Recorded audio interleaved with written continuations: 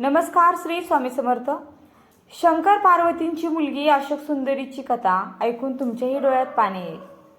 कैलास पर्वतावर शुभ्र हिमालयाच्या कुशीत भगवान शिव आणि देवी पार्वती वास करत होते. त्यांचा मिलाप म्हणजे सृष्टीतील समतोलाचा आधार होता. पण या दिव्य स्थानातही कधीतरी देवी पार्वतीच्या हृदयात एकांताची भावना दाटून येईल. त्यांना एका मुलीची इच्छा होती जी त्यांच्या आयुष्यात आनंद घेऊन येईल. एकदा संध्याकाळी देवी पार्वती कैलासाच्या बागेत फिरत होत्या. त्या बागेच्या मध्यभागी कल्पवृक्ष, जे इच्छापूर्ती करणारं झाड आहे, आपल्या तेजाने चमकत होते. त्यांच्या पानावर जणू माणिक मोती चमकत होती आणि फुलांचा सुगंध सुद्धा खूप छान होता. देवी पार्वती त्या झाडाजवळ गेल्या आणि त्यांच्या हृदयातील आईच्या प्रेमाने भरलेली इच्छा व्यक्त केली. मला एक मुलगी हवी जिचं सौंदर्य आणि बुद्धी या जगाच्या पलीकडे असेल आणि जी दुःख दूर करून सर्वत्र आनंद पसरवेल. कल्पवृक्ष थोडा हलला, जणू तो देवी पार्वतीच्या इच्छेला उत्तर देत होता.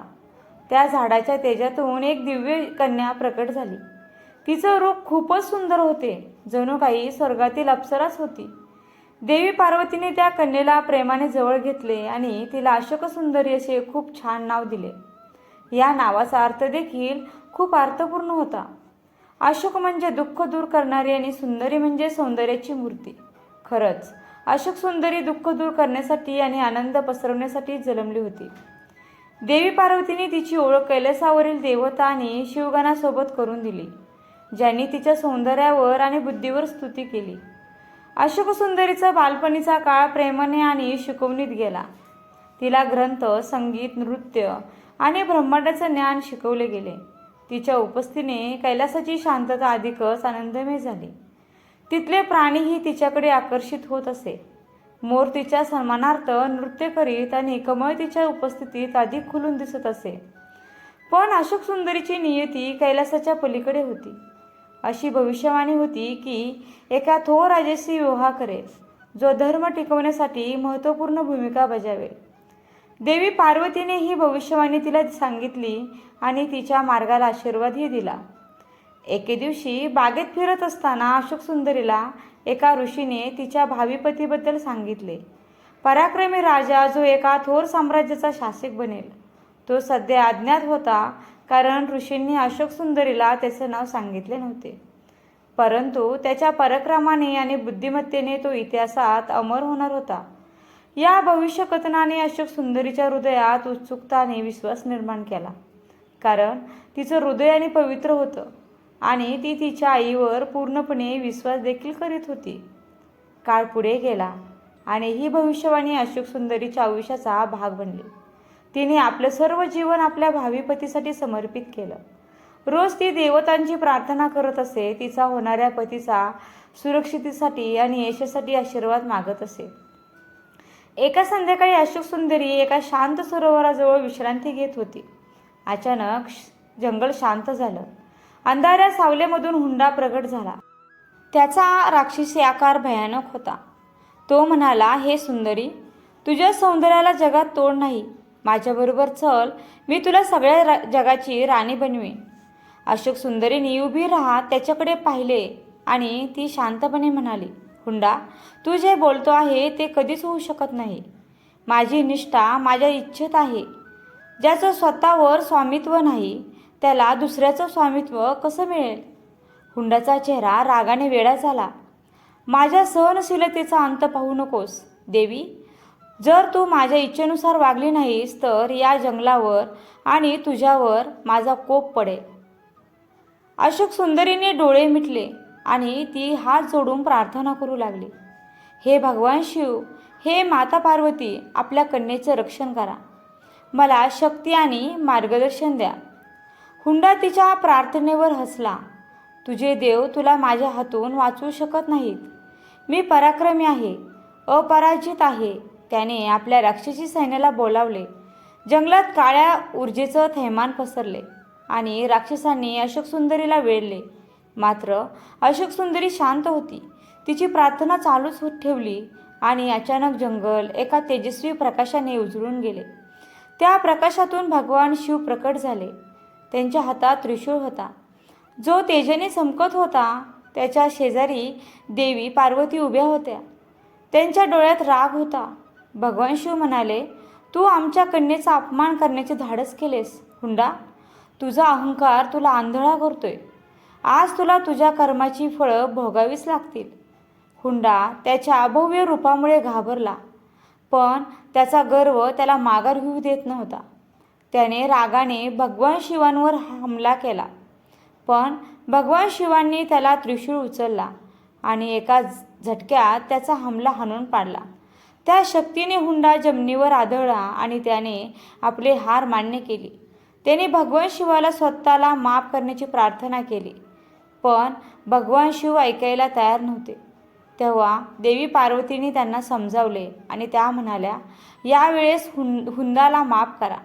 माता पार्वतीचं बोलणं ऐकून भगवान शिवांनी त्याला माफ केले, पण अशोक सुंदरीने त्याला शाप दिला की तू मला पळवून आणलेस, माझा छळ केला, म्हणून मी तुला शाप देते की माझा होणारा पती तुझा अंत करेल. दरम्यान मर्त्य जगात नहुष अशोक सुंदरीचा होणारा पती याचं जीवन घडत होतं. राजघराण्यात जन्मलेला नहुष लहानपणापासून पराक्रमी आणि बुद्धिमान होता. देवाने त्याचं रक्षण केलं, त्याचा मार्ग भविष्यवाणीशी सुसंगत राहील याची खात्री केली. नहुष अजून अशोक सुंदरीबद्दल माहिती नव्हती, पण तिच्या प्रार्थनांनी त्याचं रक्षण केलं आणि त्याला योग्य मार्ग देखील दाखवला. काही दिवसांनी नहुष एका घनदाट जंगलात जात असताना त्याला एका अद्भुत कुंजाचा शोध लागला, जिथे त्याला अशोक सुंदरी दिसली. त्याची नजरानजर झाली आणि एक न बोलता एक अतूट बंध निर्माण झाला.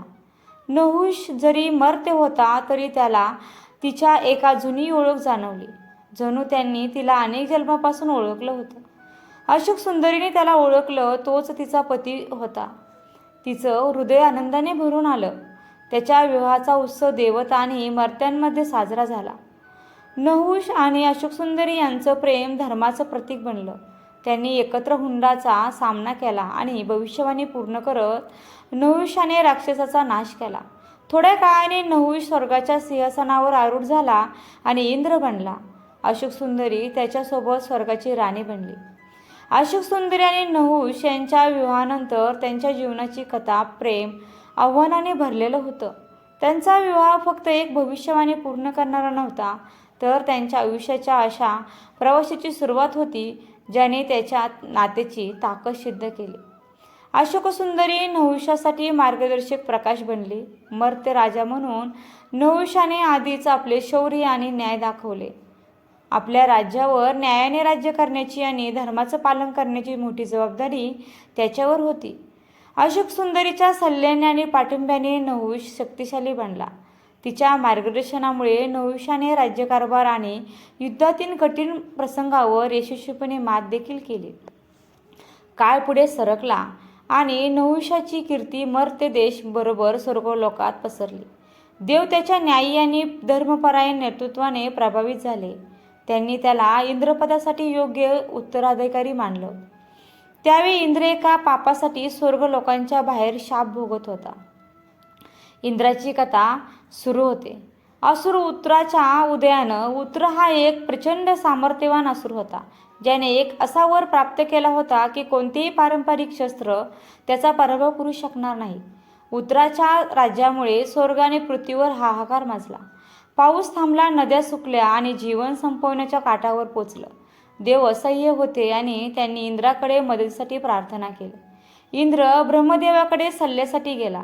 ब्रह्मदेवाने इंद्राला सांगितलं की उत्तराचा पराभव करण्यासाठी एक असं शस्त्र आवश्यक आहे जे एका ऋषीच्या इच्छेने त्याच्या हाडापासून तयार केलं जाईल. आणि ही माहिती मिळाल्यानंतर देवाने प्रख्यात तेजस्वी ऋषी दधीचीकडे जाऊन आपली समस्या मांडली.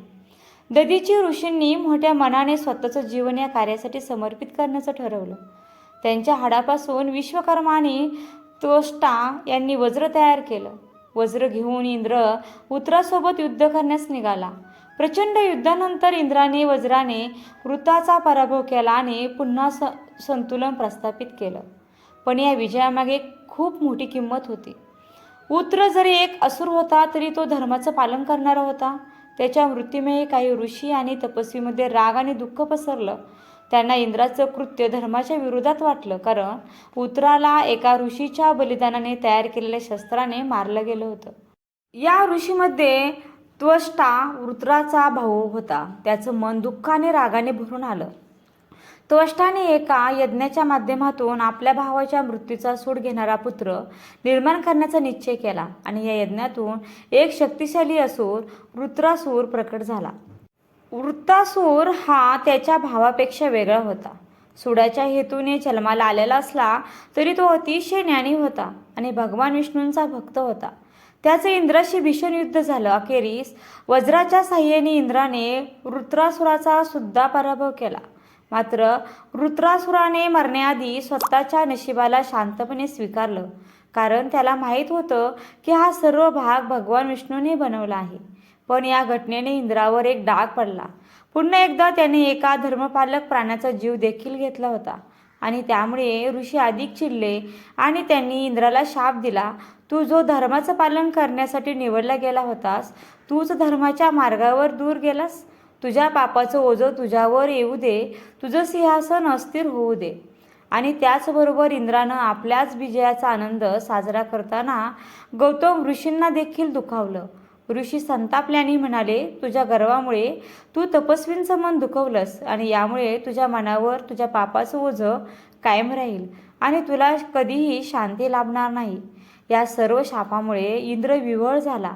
त्याचं मन अपराधी भावनेनं भरून गेलं आणि त्यानं स्वतः स्वर्गाचं सिंहासन सोडलं. शापापासून दूर राहण्यासाठी इंद्र लपून बसला. स्वर्ग राजा नसल्यामुळे अराजकतेच्या उंबरठ्यावर उभा होता. देवांनी आणि ऋषींनी एकत्र येऊन नव्या राजासाठी शोध सुरू केला आणि शेवटी त्यांना योग्य उमेदवार म्हणून नहुष मिळाला. ऋषी आणि देवता नहुषाकडे आले आणि त्याला इंद्रपदाची संधी दिली. नहुष आधीच घाबरला. स्वर्गावर राज्य करणे ही फार मोठी जबाबदारी होती. पण अशोक सुंदरीने त्याला धीर दिला. तिने त्याला भविष्यवाणी आणि त्याच्या नियतीची आठवण करून दिली. ती म्हणाली, हे स्थान तुझ्यासाठी सन्मान नाही तर धर्म टिकवण्यासाठी तुझं कर्तव्य आहे. तिच्या शहाणपणाने आणि विश्वासाने नहुषाला प्रेरणा दिली आणि त्याने नम्रतेने इंद्रपद स्वीकारलं. मात्र सत्ता ही कठीण परीक्षा घेणारं साधन असतं. नवीन इंद्र म्हणून नहुषाने सुरुवातीला न्यायाने आणि भक्तिभावाने राज्य केलं, पण हळूहळू सत्तेची आणि कौतुकाची सवय त्याच्या मनावर परिणाम करू लागली. तो देवतांची चापलुसी करू लागला. इतर देवतांना घालून पाडून बोलायला त्याने सुरुवात केली आणि एके दिवशी गर्वाने भरलेल्या नहुषाने एक गंभीर चूक केली. स्वतःची पत्नी अशोक सुंदरी असून सुद्धा त्यांनी इंद्रदेवाची पत्नी शची हिला आपली पत्नी बनवायचा प्रयत्न केला. शचीला मोहित करण्यासाठी त्याने सप्तऋषींना आदेश दिला की त्यांनी त्याला पालखीत बसवून तिच्याकडे घेऊन जावं आणि या आदेशामुळे सप्तऋषींचा अपमान झाला. ऋषी अगस्त्य क्रोधित झाले आणि त्यांनी नहुषाला शाप दिला की तो आपल्या पदावरून गडगडेल आणि सापाच्या रूपात पृथ्वीवर तोपर्यंत भटकत राहील जोपर्यंत तो आपला अहंकार सोडून पश्चाताप करणार नाही. अशोक सुंदरीसाठी हा धक्का सहन करणे कठीण होतं, पण तिने नहुषाचा त्याग केला नाही. तिच्या प्रेमाने आणि श्रद्धेने ती त्याच्या उद्धारासाठी वचनबद्ध झाली. तीही मर्त्य लोकांमध्ये उतरली आणि नहुषाला शोधू लागली, जो सापाच्या रूपात आपला शाप भोगत होता. तिच्या प्रार्थना, तपस्या आणि त्यागाने त्या शापाची तीव्रता कमी होऊ लागली. तिची उपस्थिती नहुषाला त्याच्या मूळ गुणांची आठवण करून देत होती. आपल्या अहंकारासाठी प्रायचित्त करत शतकानुशतके नहुष सापाच्या रूपात पृथ्वीवर फिरत होता. पण अशोक सुंदरीची श्रद्धा कधीही ढळली नाही. ती सतत त्याच्यासोबत राहिली. विधी आणि तप करून देवतांचे आशीर्वाद मिळवत राहिली. तिचं प्रेम आणि धैर्य तिच्या स्वभावाचा पुरावा होतं, ज्याने मर्त्य आणि अमर्त्यांना प्रेरणा दिली. शेवटी नहुषाचा पश्चाताप पूर्ण झाला.